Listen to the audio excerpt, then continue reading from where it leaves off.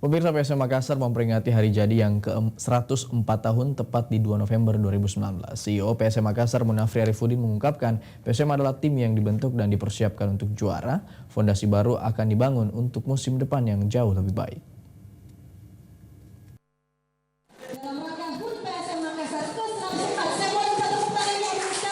Manajemen PSM Makassar menggelar syukuran ke-104 tahun PSM Makassar di Stadion Andi Matalata, Matuanging, Senin sore.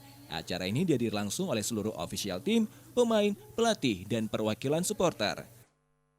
Seperti biasa, kesempatan ini juga dimanfaatkan oleh manajemen PSM untuk bersilaturahmi dengan puluhan anak yatim dari panti asuhan.